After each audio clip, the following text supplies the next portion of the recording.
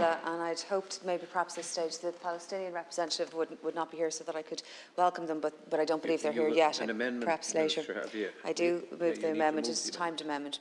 Ceann Comhairle, for 9 months. Ceann Comhairle, the Taoiseach has spoken publicly on recent troubling developments, and at the outset I would like to again express the government's condolences and my condolences and everybody on this side of the House, indeed I'm sure everybody in the House, to the families of the deceased and all of those whose lives have been impacted. Ireland welcomes the ceasefire reached in Israel and Gaza and calls on all parties to refrain from actions that would lead to further violence. Recent developments highlight again the need to restore a political horizon and a credible peace process between partners. In responding to Deputy Brady and other deputies on their private members' bill on behalf of the Minister for Finance, I want to make clear that the Government does understand the motivation behind this bill.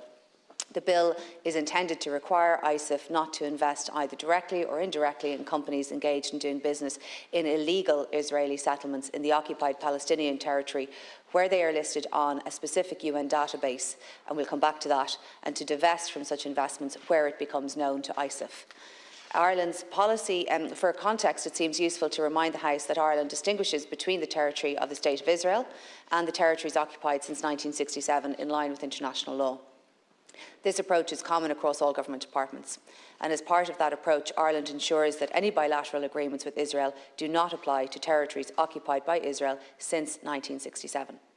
A whole-of-government approach is applied to the policy of differentiation, and the Department of Foreign Affairs also supports other government departments by providing guidance and clarification on the policy of differentiation. The Department of Foreign Affairs also ensures that there is information available for the public and for companies regarding Ireland's policy on settlements via the Department of Foreign Affairs website. Ireland's position on the illegality of Israeli settlements in occupied Palestinian territory informs its engagement with the State of Israel across a range of bilateral issues and will continue to do so. And that is fully consistent with the approach at EU level where, in line with international law, all agreements between the State of Israel and the EU must unequivocally and explicitly indicate their inapplicability to the territory occupied by Israel in 1967 and since 1967. This position was recalled to Israel at the EU-Israel Association Council in October 2022. The EU has also made it clear that this does not constitute a boycott on the State of Israel, which the EU and indeed Ireland strongly opposes. The bill before the House today seeks to amend the National Treasury Management Agency Amendment Act of 2014, which established the Ireland Strategic Investment Fund, or ISIF. In summary, it proposes that the NTMA ISIF would not directly or indirectly invest in a list of companies doing business in the Israeli illegal settlements in the occupied Palestinian territory, named in a specific UN database produced by the UN Human Rights Council on the 12th of February 2020, and it would divest from such investment where it became known to ISIF. I think it's useful to highlight ISIF's track record as a responsible investor over time. It has already divested both on a voluntary basis from investing in tobacco companies and in companies which manufacture nuclear armaments, and under legislation from companies involved in the production of cluster munitions and anti-personnel mines and in fossil fuels. And could I say to Deputy Opposites that I was involved in a private member's bill myself in early 2008 which prohibited investment in cluster munitions, and the government responded and took action to do precisely that, and that has been the case with ISIF and its predecessors. These were important changes over the years, which reflect ISIF's commitment to responsible investment. In addition, it should also be known that ISIF is not blind to human rights considerations when it carries out its current investment strategy. As part of its wider sustainability and responsible investment strategy, including in relation to the issues of companies operating in the occupied Palestinian territory, ISIF pursues active ownership through its engagement manager, EOS, at Federated Hermes, for which Context advises on 1.3 trillion in assets globally. Within this, human rights is a key theme, and Hermes engages according to the United Nations Guiding Principles on Business and Human Rights framework, and also the OECD guidelines for multinational enterprises. So it's important that the government's approach to this issue is well understood by internal and external observers, and the government, to enable further debate and discussion about that, is proposing a timed amendment of 9 months to this private member's bill for a number of different reasons, and to allow us to reflect on the best approach possible to be taken. I appreciate the private member's bill was published in March, and we're debating this rather soon afterwards. And to be honest, the complexity of this, I think, requires a good deal more consideration over the next 9 months. Will provide opportunity to reflect on that. reasons for that. The bill is drafted in a way that links investment and divestment to a very specific database created in 2020. Now, that database hasn't been updated since 2020, and we understand that the database doesn't have a clear basis for amending the information on it. Therefore, companies on the database, I understand it, cannot have their data removed even if they've changed their investment strategy.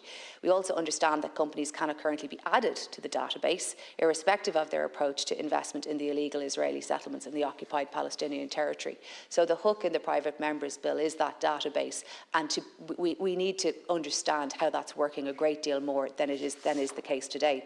If the legislation were to be enacted in its current form, it would now still be possible, theoretically, for ISIF to be invested in companies engaged in activities within the illegal Israeli settlements in the occupied Palestinian territory while respecting the intent of the legislation. It's also been argued that the UN database is too limited and perhaps does not cover all businesses who could be involved in business activities within the illegal Israeli settlements in the occupied Palestinian territory. There is a question, and I appreciate it's a question, about whether it's legally possible to link an investment divestment strategy to that database, given the status of the database and the position in Irish law. And that is a genuine question for the drafting of the bill. Including the names of companies who have no right to be removed to the database creates legal difficulties in terms of their remedying those rights over time. So when the Oireachtas passes legislation, it's assumed to be both legal and constitutional, and also operational in terms of how that's linked to a given database existing in time and how that operates over time. The government considers in that respect that the bill is flawed in terms of its execution, and that seems like a very harsh line. It really isn't meant to be. It's more about the operability of how those things are linked in drafting terms. I think it's important to reflect on that. The government is also concerned about the practical implications of using that UN database as a source of information, given how effective and appropriate it may be to encourage investment in line with provisions of human rights and international law. And we're seeing that ESG strategy all around the world, where companies are moving to more sustainable strategies, and we would like to see that with companies right around the world. The government also notes that the publicly expressed intention of the bill is to send a signal to others regarding investment in illegal Israeli settlements, and that may encourage other investors to carry out similar actions. It's important to state that the level of investment by ISIF currently is relatively small compared to the overall size of the fund, nationally or globally. It wouldn't be obvious that a straightforward divestment in ISIF would carry the same message as perhaps is expected arising from the bill, but I appreciate deputies will say that it's of symbolic significance. Nevertheless, we have to have legislation that's workable. Indeed, my suggestion is that pausing the bill now allows for consideration of a more comprehensive approach in determining whether there more be a calibrated, principle-based approach which could be adopted and be of greater practical impact. Divestment may not be the immediate answer in seeking to persuade companies of their human rights obligations. It is also important that there is a proper sound legal informational basis that for the state to take action in this area that it can stand over, and the state can only really do that when it can defend that approach. All of those matters require that time would be taken to explore a more detailed, nuanced policy approach, and one that we're sure that is legally sound. Primary legislation such as this in the proposed bill, and indeed in our own Deputy Billy Timmins' equivalent bill in cluster munitions in 2008, frankly can be a blunt instrument to try to achieve the outcome, and their possibility of combining an administrative approach along with legislation needs to be considered as part of any engagement process. Time was taken to introduce equivalent legislation with respect to fossil fuels and cluster munitions, and there can be nobody around the House who says that they weren't important, successful legislation, or that they haven't achieved their intended outcome. Legislative changes are useful models, but I do think further consideration is needed about the investment across a wide range of companies, not linked to any business-specific activity, as was also the case with divestment from fossil fuels or munitions. So, therefore, to allow appropriate time to consider the implications and explore the possibility of a more nuanced approach, the Minister for Finance has received government approval today to table a timed amendment for a period of 9 months. And that timed amendment allows for this further consideration, as well as the specific practical and legal questions, whether it's likely to achieve its intended purpose, and whether it's possible to combine a measure of legislative and non-legislative approaches which could achieve a human rights-based outcome in the illegal Israeli settlements, as opposed to the broader question of Israel more broadly. Bringing forward the timed amendment also allows for consideration of potential non-legislative approaches, which I've already said, forgive me. The Minister for Finance is also conscious that this is a difficult issue to resolve and time needs to be devoted to it. It is important that we take a consistent approach to the illegal Israeli settlements, and there's no question about that.